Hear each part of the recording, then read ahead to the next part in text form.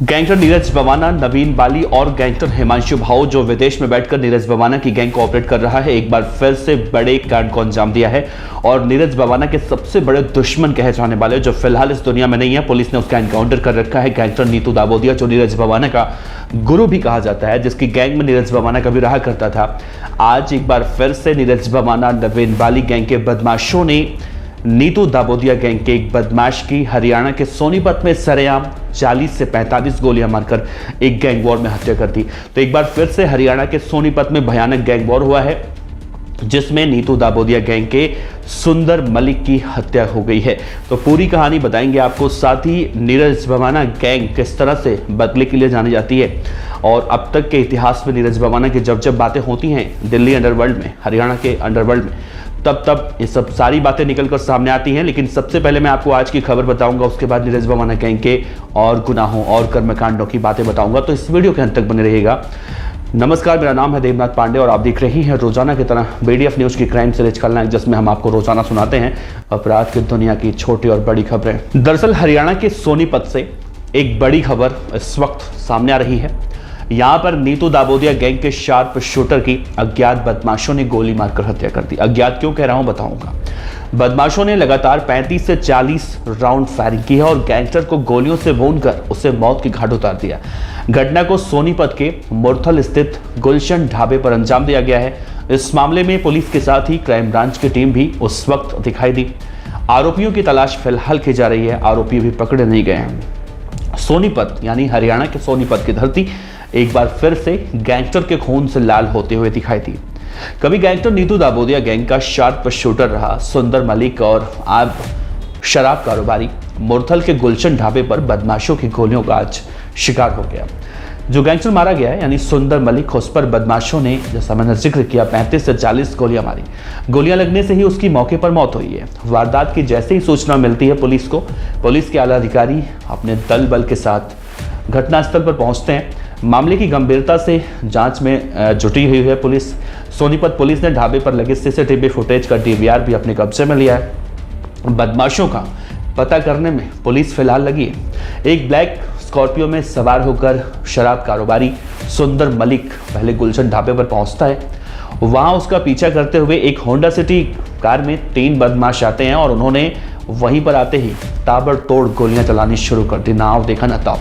सुंदर मलिक पर 35 से 40 गोलियां मारी गई, जिसके बाद सुंदर वहीं गिर गया और मौके पर देखा गया तो उसने दम तोड़ दिया।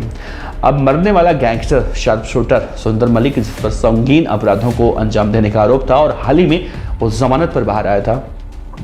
सुंदर पर जिन बदमाशों ने गोलियां चलाई हैं, वो कहा जा रहा है कि नीरज बवाना और नवीन बाली गैंग के शार्प शूटर है। सोनीपत के DCP गौरव राज पुरोहित ने इस पूरे मामले में कहा है कि सोनीपत के गांव सरगथल के रहने वाले एक शराब कारोबारी सुंदर मलिक की गोलियों से भूनकर हत्या की गई है और अभी ये पता नहीं चल पाया है कि सुंदर यहां पर क्या काम करने के लिए आया था, जमानत पर बाहर था वो। इस पूरे मामले की गंभीरता से जांच करने के बाद पुलिस कह रही है CCTV में होंडा सिटी कार में 2 से 3 बदमाश आते हुए दिखाई दे रहे हैं, जिन्होंने इस पूरे वारदात को अंजाम दिया है। बदमाशों की तलाश की जा रही है।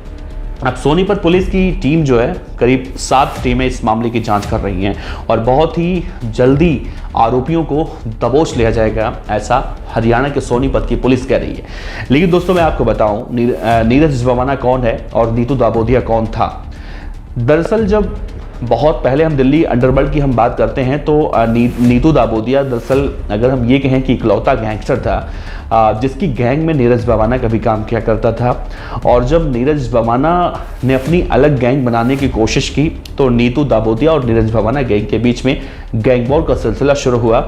हालांकि नीरज बवाना गैंग के बदमाशों ने नीरज बवाना के साथ मिलकर नीतू दाबोदिया के एक एक करके कई गैंगस्टर मौत की घाट उतार दिए और बाद में जब नीतू दाबोदिया का अपराध दिल्ली में बहुत ज़्यादा होने लगा तो एक दिन दिल्ली पुलिस ने नीतू दाबोदिया को साउथ दिल्ली में एक एनकाउंटर में ठोक दिया था। उसके बाद नीरज बवाना का इकलौता राज दिल्ली के अंडरवर्ल्ड पर चलने लगा और एक वक्त ऐसा आया जब नीरज बवाना को दिल्ली का दाऊद भी कहा जाने लगा।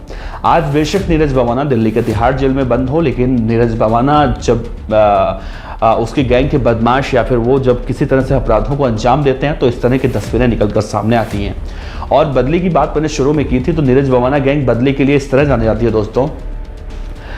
एक वक्त था जब नीरज भवाना और नीतू दाबोदिया गैंग के दो शार्प शूटर, जिसमें से एक का नाम प्रदीप था, दूसरे का नाम मैं भूल रहा हूँ, लेकिन इन सभी को एक ही पुलिस वैन में जेल से कोर्ट में पेशी पर लेकर जा रही होती है पुलिस।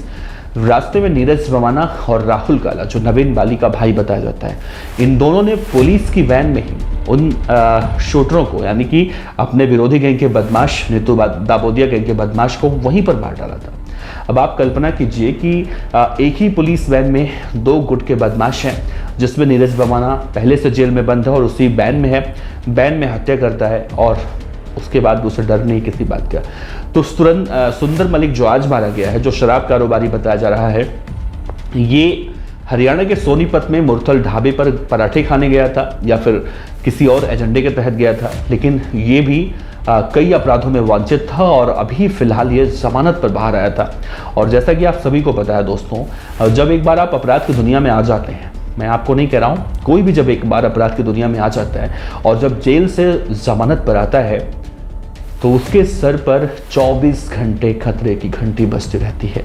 और यही सबसे बड़ी वजह है, जब हम लॉरेंस बिश्नोई के बारे में सोचते हैं ना, कि लॉरेंस बिश्नोई, नीरज भवाना, ये लोग कभी जमानत के लिए अप्लाई क्यों नहीं डालते हैं, अर्जी क्यों नहीं डालते हैं, तो सबसे बड़ी वजह यही है कि अभी वो जेल में हैं तो जेल में सुरक्षित हैं, लेकिन जिस दिन वो जेल से बाहर निकलेंगे उन्हें इस बात का डर होगा, या तो उन्हें पुलिस एनकाउंटर में मार देगी या फिर वो अपने विरोधी गैंग के बदमाशों की गोली का शिकार हो जाएंगे, जैसा आज हमने देखा।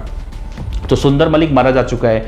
अब मारने की पूरी जिम्मेदारी गैंगस्टर हिमांशु भाऊ, जो नीरज भवाना गैंग का सरगना आज के मौजूदा वक्त में कहें हम, तो हिमांशु भाऊ ने इस पूरे हत्याकांड की जिम्मेदारी ली है और कहा जा रहा है कि नीरज भवाना का आदेश इसमें था। हिमांशु भाऊ के बारे में तो मैंने आपको बता रखा है, एक बार और बताता हूँ। हिमांशु भाऊ दरअसल हरियाणा के झज्जर का रहने वाला है। बहुत कम उम्र में अपराधों को अंजाम देने लगा था और बाद में ये विदेश में भाग गया।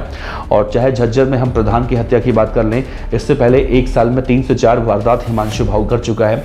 और कई बार पुलिस की टीम, NIA की टीम, हरियाणा STF की टीम हिमांशु भाऊ के ठिकानों पर छापेमारी कर चुकी है। लेकिन हिमांशु भाऊ अभी कोई पता ठिकाना नहीं है, वो विदेश में है, तो किस देश में इस वक्त छिपा हुआ है और कैसे वहीं पर बैठकर नीरज भवाना की न सिर्फ गैंग को ऑपरेट कर रहा है, बल्कि नीरज भवाना के दुश्मनों को भी अब साफ करने में लगा हुआ है। तो इस केस में अपराधी शूटर गिरफ्तार कब होते हैं ये देखना अहम होगा। लेकिन एक तरफ जहां देखिए हरियाणा में नफे सिंह मारे गए और एक STF का कांस्टेबल मारा गया, और तीसरी बातें ये मैं बता रहा हूँ जो आपसे, सुंदर मलिक शूटर मारा गया, और चौथा हमने कल आपको बताया कि दुष्यंत चौटाला की पार्टी के एक नेता हैं, उन्हें भी जान से मारने की धमकी दी गई। अब आप सोचिए किस तरह से हरियाणा के अंदर बदमाशों का खौफ इतना ज़्यादा फैल चुका है कि पुलिस प्रशासन का डर इन बदमाशों को बिल्कुल भी नहीं है। फिलहाल इंतजार है उस वक्त का जब ये शूटर पकड़े जाएंगे। वैसे दोस्तों आपको क्या लगता है, सुंदर मलिक कौन था? क्या आप उसके बारे में अगर आसपास के रहने वाले हैं जानकारी और दे सकते हैं तो दीजिए। आपकी जानकारी को लेकर हम एक वीडियो अलग से बनाएंगे। आपका बहुत बहुत शुक्रिया, विचार रखिएगा। नमस्कार, जय हिंद।